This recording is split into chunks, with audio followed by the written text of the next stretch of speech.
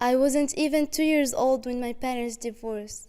I didn't understand anything except these looks of pity that my entourage used to see me with. I was 4 years old when I was crying because I wanted my father to drop me off at school and wait for me. I was jealous of other kids. I was so young with an unanswered question, why me? As I turned 6 years old, I started blaming myself for missing him. I was in need of his affection. I was 8 years old when I asked my mom for a sister.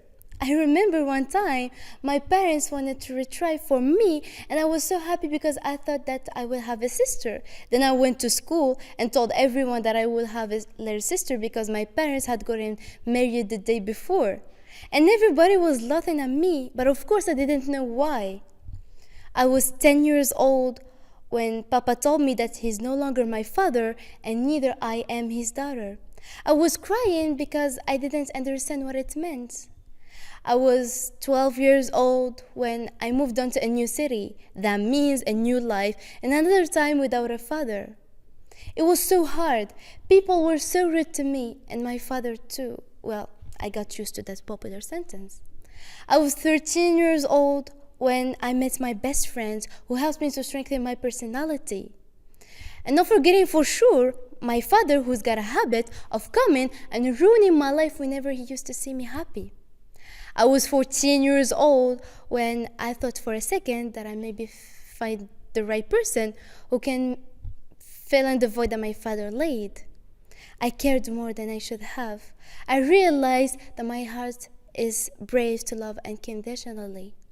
I was 15 years old when my soulmate abandoned me. I was abandoned by the second most important person in my life.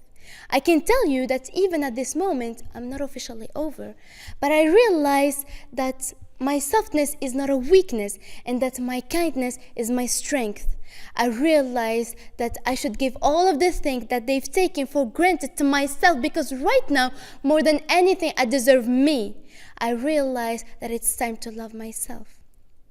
I was 15 years old when that caused me a disease that can be cured. Not only a deep wound that still burns deep inside, but also an handicap.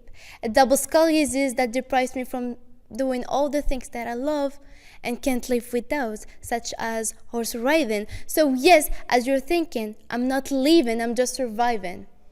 I was 15 years old when my relationship with Dad has evolved positively.